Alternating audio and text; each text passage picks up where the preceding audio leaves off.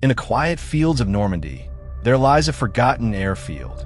Once a crucial part of the Allied campaign during World War II, now abandoned and overrun by time. But something strange remains. Ghostly pilots who once flew here during the war are said to still haunt these grounds, continuing their missions long after death. Welcome to the haunted Airfield of Normandy.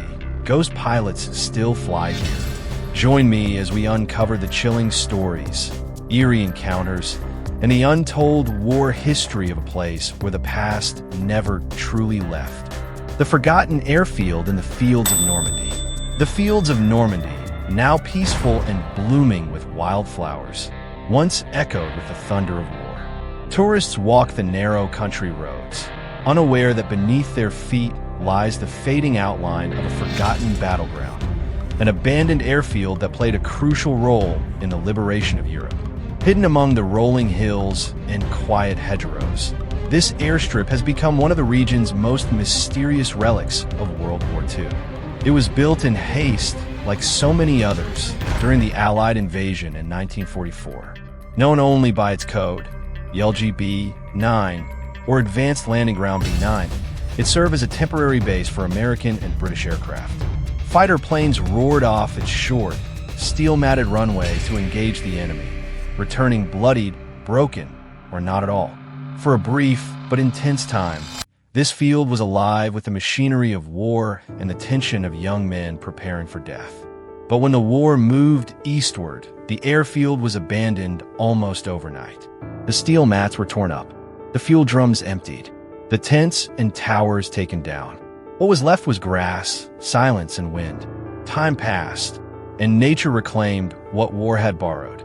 Today, the only clues to its existence are subtle: a faint concrete slab, a strange flatness in the terrain, and stories. Stories whispered by locals who have lived here all their lives.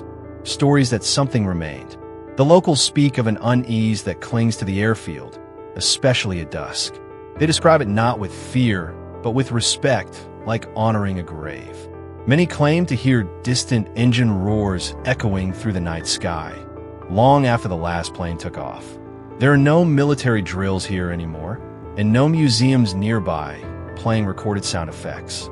The noises are real to them, too real, as though a phantom squadron still takes to the skies, decades after the war has ended.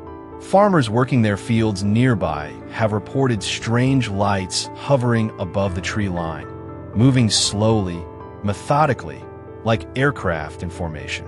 But when they approach the lights, there's nothing, just open sky. Others say they've seen shadows move across the tall grass, shadows shaped like men in flight suits, standing still, watching silently before fading into the wind. Skeptics call these stories superstition, tricks of the mind.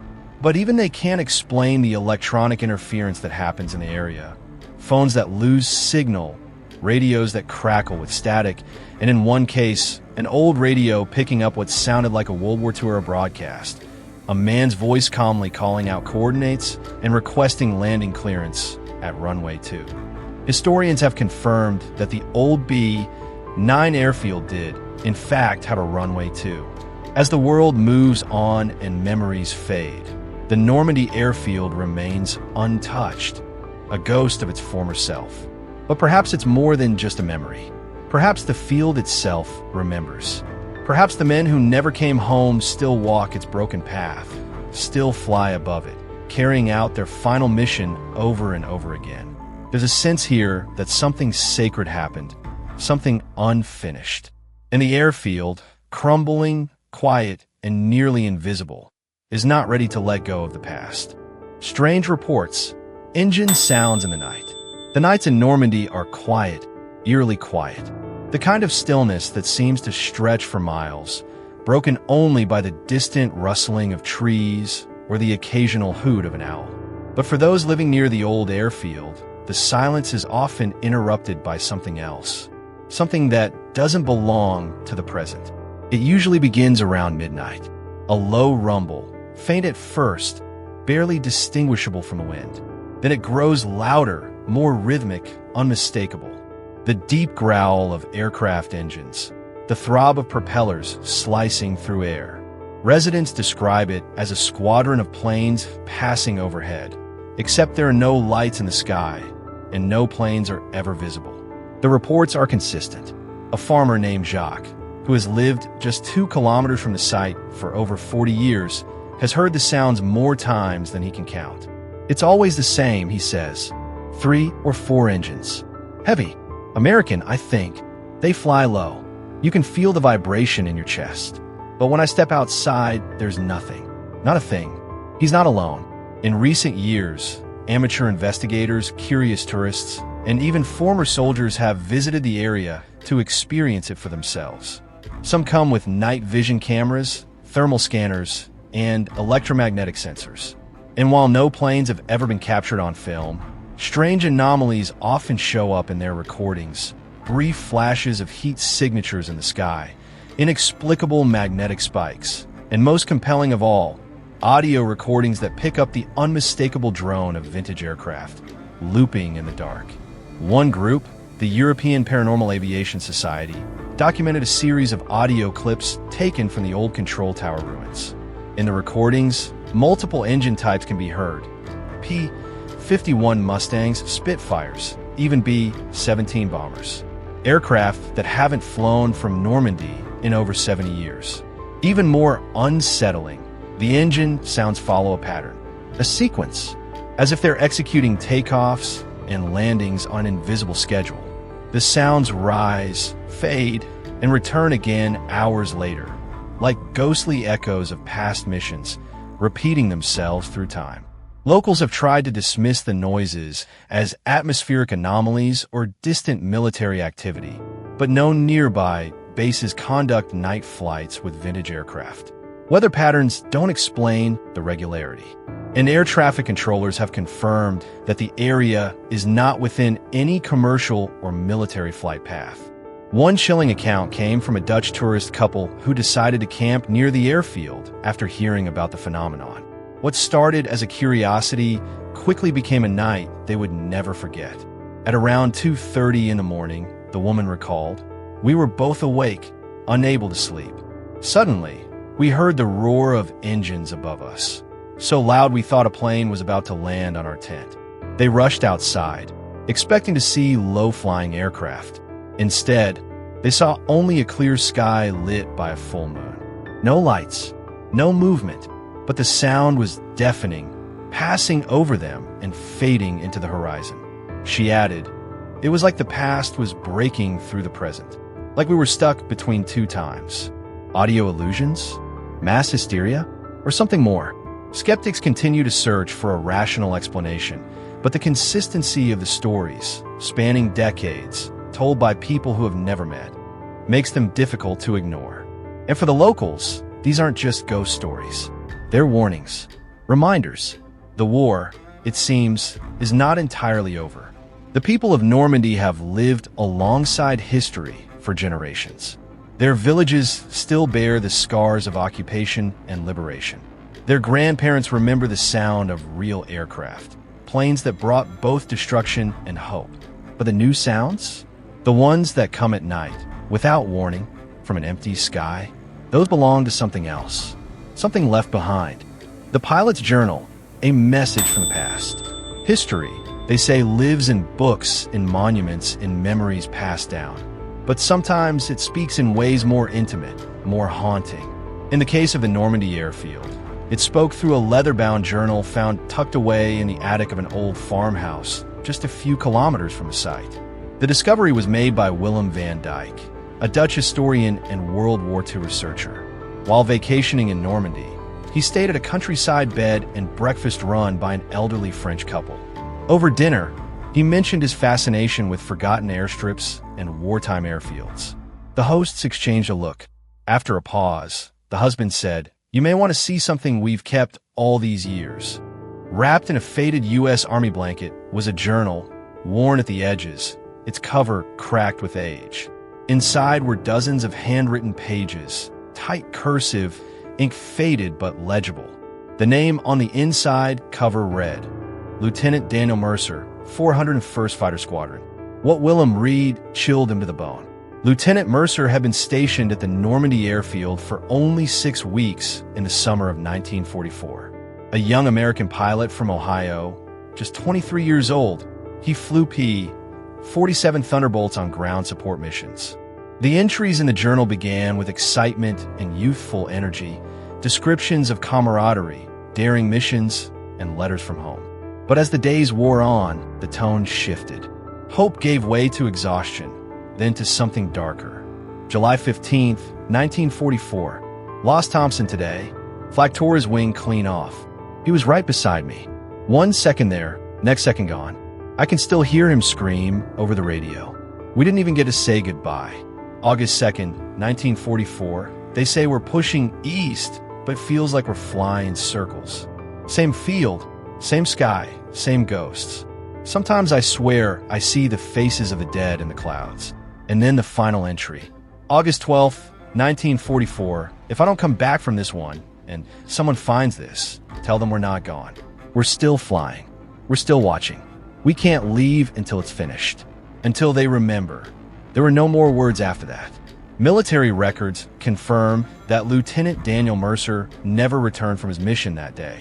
His plane was declared missing in action, and his body was never recovered. What puzzled Willem most was how the journal ended up in that attic. The farmhouse had been used by Allied forces during the war, and the owners believed a soldier had left it behind when the troops moved out. Willem, skeptical by nature, tried to dismiss the eerie tone of the final entry as the emotional outburst of a young man facing death. But something wouldn't let him shake it off, especially after what happened the next morning. He returned to the airfield site alone, taking the journal with him. As he stood near the overgrown path that once led to the runway, the wind picked up. A strong gust blew the pages open, stopping on the final entry. That's when he heard it, the sharp, unmistakable whine of a propeller engine, just for a moment, rising and fading again.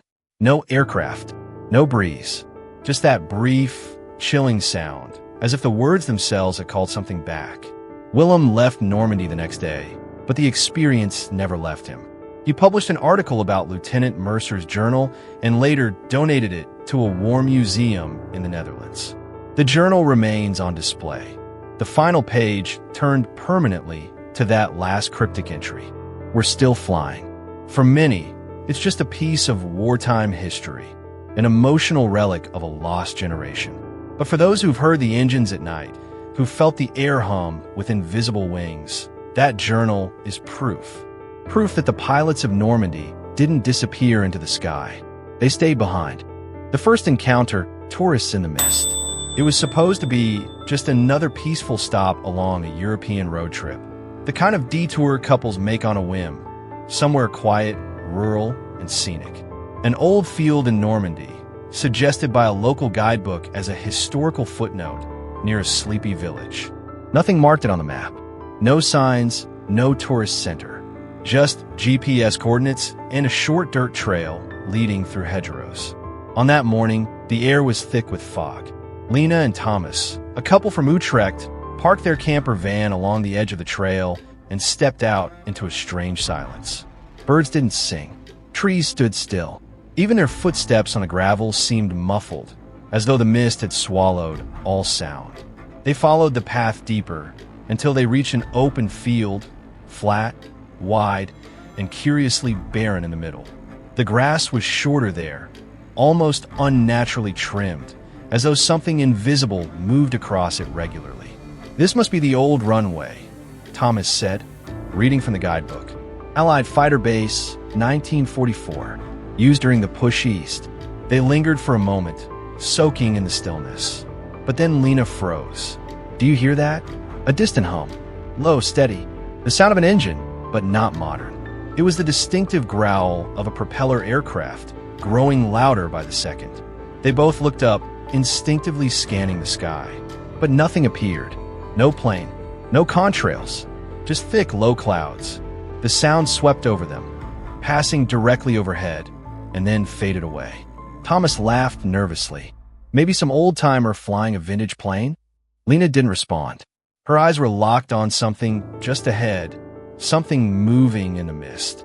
Roughly 20 meters away, at the edge of the clearing, a figure stood. Tall, unmoving, and dressed in what looked like a heavy leather jacket and helmet, the kind worn by World War II pilots. His head was turned slightly toward them, though his face was impossible to see through the fog. Thomas called out, "Hello." The figure didn't respond. It didn't move. The couple took a few steps forward, and then, just like that, the figure vanished. No movement, no sound, no trace, as if it had dissolved into the mist. They stood there in stunned silence, trying to make sense of what they had seen. But it wasn't just a fleeting hallucination. As they turned to leave, Lena instinctively snapped a photo with her phone, capturing the field before the fog fully lifted. It wasn't until later that they examined the photo closely. There, faint but unmistakable, stood the same figure, half shrouded in fog, but clearly outlined. Helmet, jacket, boots. A lone pilot standing on the runway of an airfield long abandoned. The photo quickly went viral when Thomas shared it on a military history forum, sparking heated debates. Skeptics dismissed it as a trick of light, a photographic illusion. But digital analysis showed no sign of manipulation, no double exposure, no glitch. The image became known as the Normandy Phantom. Shortly after, the couple was contacted by a researcher from the Netherlands who had read about similar stories linked to the airfield. When they shared the location and time of the encounter, his face went pale. According to American flight records, a bombing mission had launched from that exact runway on that same date, August 12th. The same day, Lieutenant Daniel Mercer disappeared. And the time? Roughly 7:15 a.m., just minutes before his plane was last seen. No one could explain what they had seen. No one has since seen the figure again in that exact spot. But for Lena and Thomas, the experience was more than paranormal. It was emotional. A connection not just to the mystery, but to the sacrifice, the presence of something unfinished. He wasn't threatening. Lena would later say in an interview, he looked lost, or maybe waiting, like he hadn't gotten the order that the war was over. The villagers' tales, they never left. Long before ghost hunters and tourists began arriving with cameras and EMF detectors, the people of Normandy already knew. They had known for generations, not through science or spectacle, but through silence, instinct, and memory. To them, the airfield was never just an old strip of land. It was sacred ground, a place marked not only by history, but by presence. In the nearby village of St. Clair, barely 2 kilometers from the field, stories of strange happenings have been passed down like family heirlooms. In kitchens and cafes, in whispered conversations during stormy nights, older residents speak of les aviateurs phantoms, the phantom airmen. They speak with reverence, not fear, as if talking about neighbors who never quite moved away. Madame Brouillard, now in her 90s, remembers it clearly. As a child, she watched American and British pilots land and take off, waving to the village children as they passed by in jeeps and on foot. They were young, so young, she says. Some didn't return the next day, but some, it's as if they never left. She tells of her father waking at dawn, swearing he heard boots crunching on gravel outside their cottage long after the base was abandoned. Of her mother finding their front gate unlatched every morning, even though they locked it before bed. They were polite, she says with a wry smile. They always closed the door. Others in the village share similar accounts. A local shepherd, tending to his flock near the edge of the field, often sees what he calls the mist men, tall shapes moving through the early fog, silent and steady, always heading toward where the control tower once stood. A retired schoolteacher claims that, during evening walks, her dog growls at thin air, ears pinned, body tense, whenever they near the cracked foundations of the old barracks. It's the same spot every time, she says, as if someone is still standing there, invisible to us but not to him. These stories rarely make the news. Most locals don't share them with outsiders unless they feel they can be trusted. Some say the town has a silent agreement. Don't disturb the field. No construction, no development. The land remains untouched, wild and respectful. Not because of regulations, but because of tradition. Unspoken but understood. We owe them that, says one man. lighting a candle each year on June 6th at the edge of the airfield. They gave everything. If their spirits are still here, they're not here to harm us. They are here because their duty wasn't finished. Maybe it still isn't. One story in particular stands out. A teenage girl, Marie, walking home late from friend's house, decided to take a shortcut across the overgrown field. As she neared the center, she noticed a flicker of light ahead, soft, golden, like a lantern. As she got closer, the light vanished, and in its place stood a man in uniform, looking confused.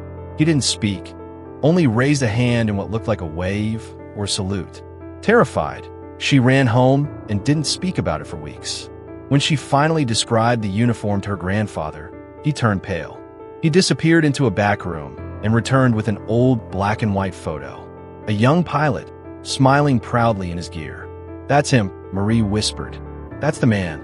The photo was of her great-uncle, presumed dead after his plane vanished in 1944, stationed at none other than the B-9 airfield. Since then, Marie has never crossed the field again. But every year, on the night she saw the man, she leaves a white flower on the old path. If he's still here, she says, he should know he's not forgotten. The villagers of St. Clair don't chase away the past. They live with it, quietly, respectfully. They know some wars don't end with treaties. Some soldiers don't leave the battlefield. And some fields remain runways for souls still trying to take off. Ghost flights, shadows in the cockpit. Not all sightings near the Normandy airfield come from a distance. Some are terrifyingly close. So close, in fact, that witnesses have claimed to see into the very souls of the dead. It was late autumn when a small group of paranormal investigators, calling themselves Les Veilleurs Nocturnes, the Night Watchers, visited the airfield. Their goal was to document any electromagnetic disturbances or temperature shifts associated with spiritual activity. They had investigated dozens of European war sites before, but none of them had prepared them for what they were about to witness here. They arrived just before midnight. The air was cold and dry, the sky overcast. Their equipment was standard: EMF detectors, thermal cameras, audio recorders, and infrared lenses. The first hour was uneventful, just the crackle of leaves beneath their boots and the occasional rustle of an owl overhead. But then, just after 1 a.m., everything changed. From the eastern side of the field came a low mechanical hum. Too deep for a car, too steady for wind. The team stood frozen. It was the unmistakable vibration of aircraft engines. They turned their cameras toward the sound, now building in intensity, sweeping across the field like a phantom tide. Then, something impossible happened. Through the viewfinder of a thermal camera, one of the team members saw the shape of a cockpit. Not just heat distortion, but the defined outline of a World War II fighter plane, hovering just a meter above the ground. Inside the cockpit sat a figure, unmoving, featureless, but clearly human. A pilot. The others couldn't see it with their eyes, but when shown the thermal feed, the temperature differential was undeniable. Something was there. Suddenly, their EMF meters spiked into the red. Their audio devices picked up faint radio chatter, unintelligible, distorted but rhythmic. One voice repeating the same command over and over in clipped English. "Form up. Wings tight. Mission still active." The words echoed across their headphones like a ripple through time. Then, in a moment of terrifying clarity, the mist around them condensed, and the plane became visible to the naked eye. Just for a second, an old P-47 Thunderbolt, hovering as if waiting for clearance. Its paint was scorched, tail marked with a squadron number long lost to history. The figure in the cockpit turned its head slowly toward the observers. What the team felt wasn't malevolence, it was duty. A bone-deep weight of responsibility, as if the pilot wasn't aware of his own death. Or worse, knew it and didn't care. He was still flying, still locked into a mission loop he could never escape. And just as quickly as it had appeared, the image flickered and vanished. The mist cleared, the sound died, the temperature normalized. But the team knew what they'd seen. Their cameras had captured only fragments, blurs and distortions. But the thermal footage, the radio audio, and their own stunned silence said more than enough. They left the field shaken. One of them, a former Air Force technician, later described the experience in a written statement. It was like looking into another reality. Not a haunting, not a memory. A mission still underway. I don't think he even saw us. Or if he did, we were just shadows to him. Civilians, not part of the operation. Reports of ghostly cockpits and hovering aircraft have continued since then. A local boy riding his bike past the airfield claims he once saw a glass bubble in the sky, inside of which sat a man wearing goggles and a flight cap. He wasn't smiling, the boy said, just staring forward like he was flying through something I couldn't see. To this day, paranormal experts debate what these encounters truly are. Residual energy trapped in time, manifestations of collective memory, or perhaps literal pilots caught between two worlds, unable to land until their duty is done. Whatever the truth may be, one thing remains certain. The Normandy airfield still launches flights, unseen, unheard by most, but not by all. And for those who stand in just the right place, at just the right hour, the shadows in the cockpit might just look back. The final mission vanished without a trace. As the fog of war lifted in the summer of 1944, the Allied push through France accelerated.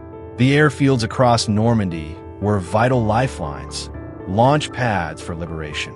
Among them, the WWII Airfield, nestled in the countryside near St. Clair, became a staging ground for countless missions.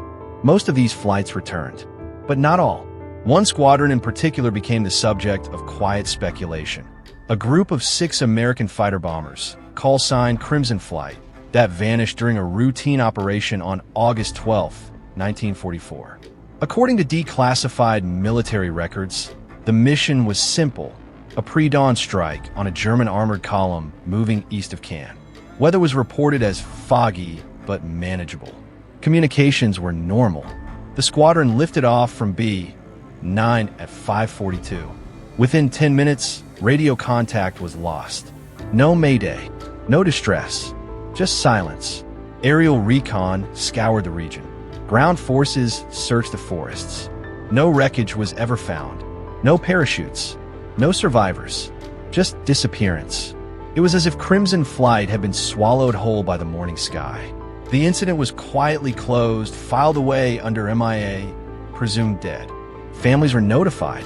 Medals were awarded posthumously. The war moved on. But Normandy didn't forget. In the decades that followed, strange reports clustered around one particular date, August 12th. Every year, without fail, locals claim to hear a flurry of aircraft activity just before sunrise. Multiple engines, flying low, circling. Always 6 planes. Always the same pattern.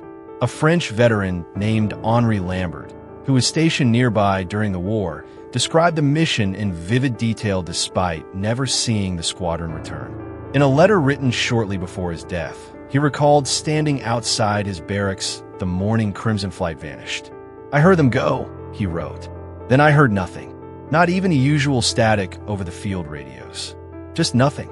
That silence chilled me more than the gunfire ever did." What resurfaced years later added even more intrigue. In 1997, a metal detectorist exploring near the supposed flight path found a badly corroded dog tag. The name was barely legible, Lieutenant Daniel Mercer. It matched the journal discovered in the farmhouse. But the location was odd, nowhere near the squadron's projected route. Further investigation uncovered a faint trail of metallic debris spread across several kilometers, too scattered to be a crash site, too orderly to be junk. It was as if the planes had phased out, or worse, been caught in something they couldn't escape. Speculation exploded. Some suggested an atmospheric anomaly, a temporal rift, a wrinkle in time. Others believed the men of Crimson Flight had become caught in a supernatural loop, their mission never completed, their planes cursed to circle forever above Normandy's quiet hills. A chilling piece of evidence came from a retired radar technician who had been stationed at a NATO base in the 1960s. He claimed that on multiple occasions in early August, the radar would pick up 6 unidentified aircraft briefly appearing over Normandy airspace, only to vanish seconds later without any transponder signal. He reported it, He was told to forget it. And perhaps most haunting of all, every year, just before dawn on August 12th, several residents of St. Clair swear they see fleeting glimmers in the sky. Silver reflections, like sunlight catching metal, moving fast, silent and low. In formation, 6 of them. Are they echoes? Spirits on autopilot? Or something else? Something that defies understanding? Historians remain cautious, pointing to fog, faulty instruments, and wartime confusion. But the patterns, the recurring details, and a mounting number of independent reports tell another story. A story of 6 aircraft and 6 pilots, still trying to complete a mission that history never recorded as finished. To the villagers of Normandy, Crimson Flight never crashed. They never died. They simply never landed. Voices over the radio, echoes in the airwaves. It started with static, harmless, almost nostalgic. A faint hiss across an old shortwave radio, the kind collectors used to search for forgotten frequencies. But beneath the noise, something else stirred. A voice, then another, and then orders. Clear, urgent, and unmistakably military.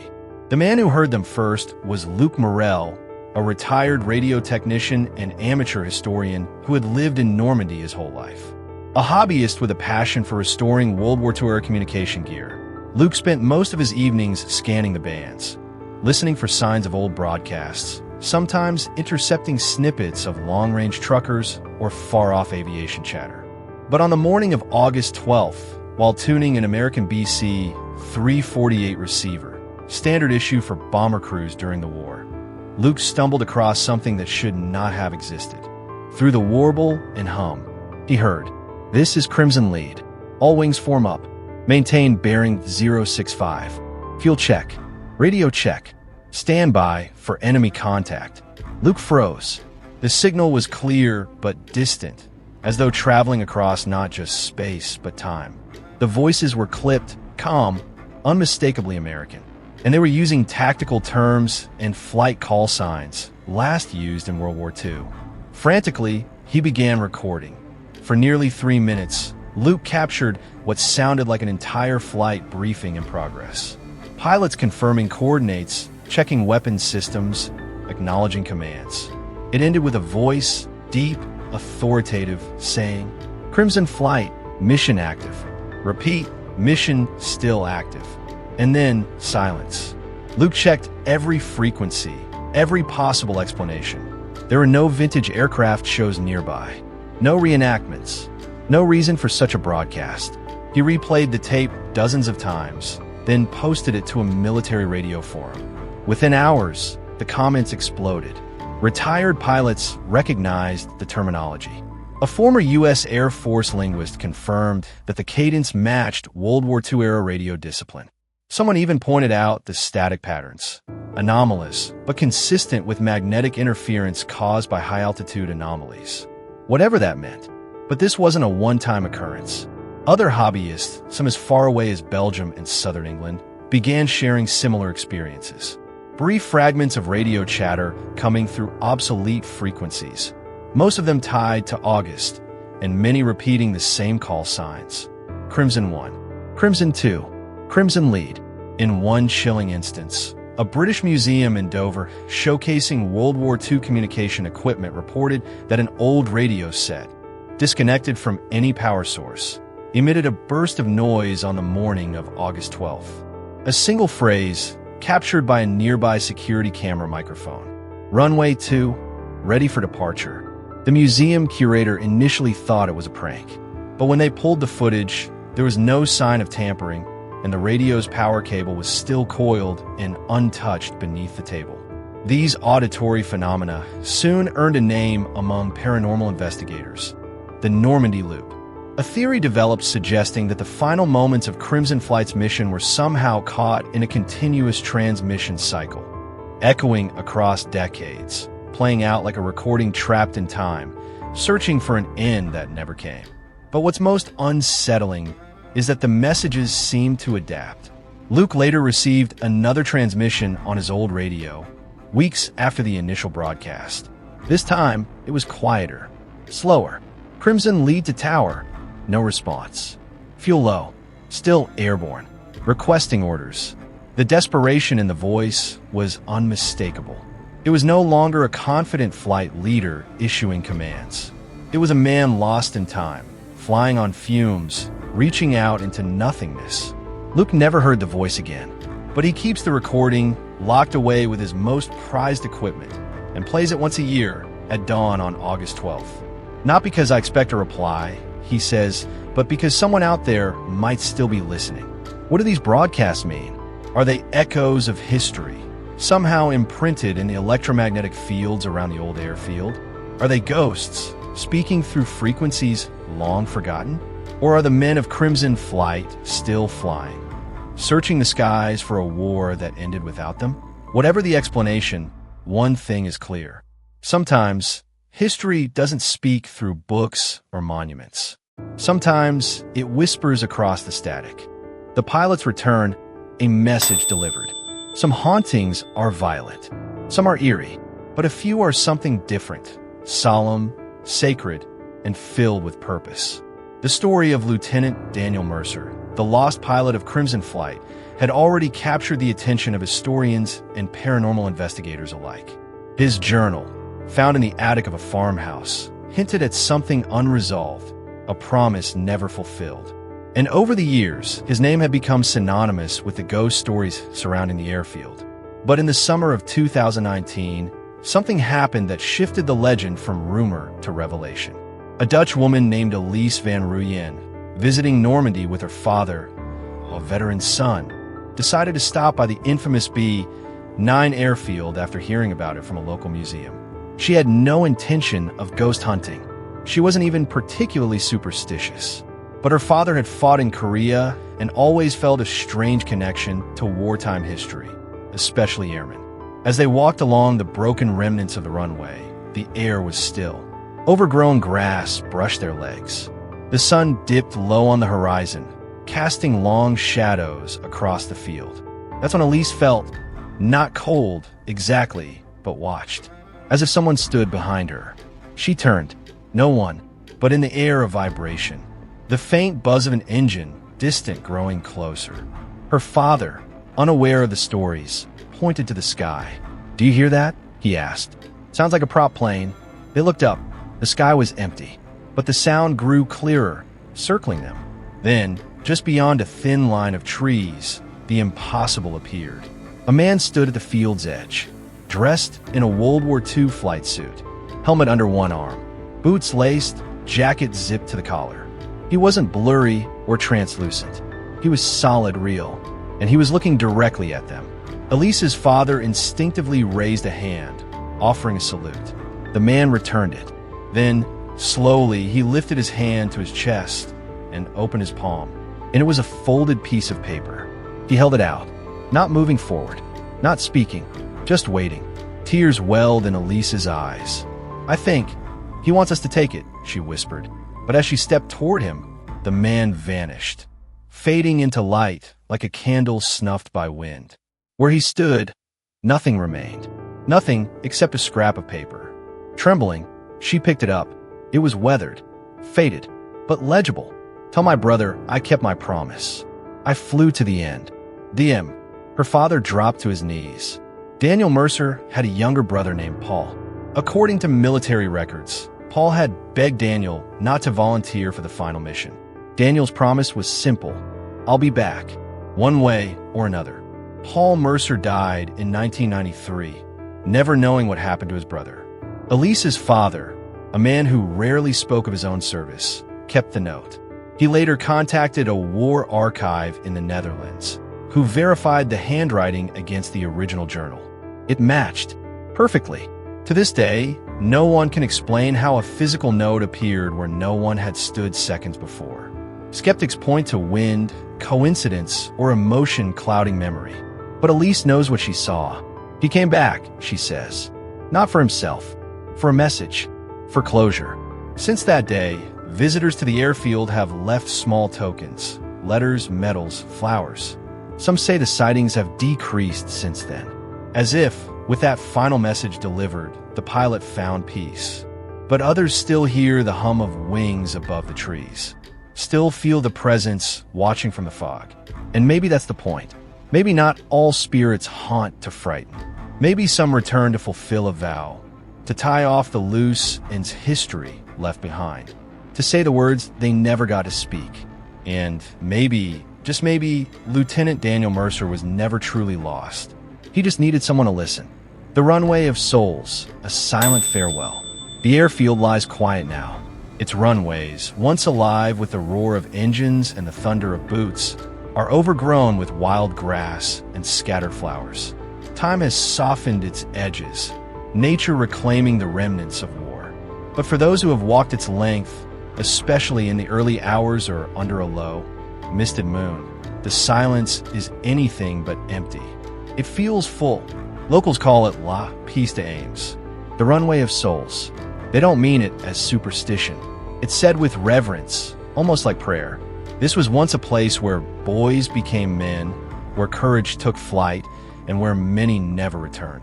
And perhaps, in some way the world can't fully explain, they never left. Every August, as the anniversary of Crimson Flight's disappearance approaches, the air seems to hum with anticipation. The wind moves strangely through the trees. The fog hangs longer than it should. And sometimes, only sometimes, there's a sound. Not thunder, not engines. A whisper, a rustle in the grass, like footsteps. A brief, flickering shadow across the path. A sensation of being watched, not with malice, but with memory. As if those who walked here once are still standing post. Still waiting for the signal to go home. But something has changed in recent years. Since the note was found. Since the message was delivered. Since the villagers began lighting candles at the old runway's edge instead of simply avoiding it. The airfield feels lighter. Witnesses who once reported seeing ghostly figures now speak of warmth. A soft glow at dusk. The sensation of wings passing overhead, but gently, like a final salute rather than a haunting patrol. One elderly villager, who had lived through the war as a child, said it best. They were waiting for someone to say goodbye, and perhaps they've finally heard it. Still, not all mysteries are meant to be solved.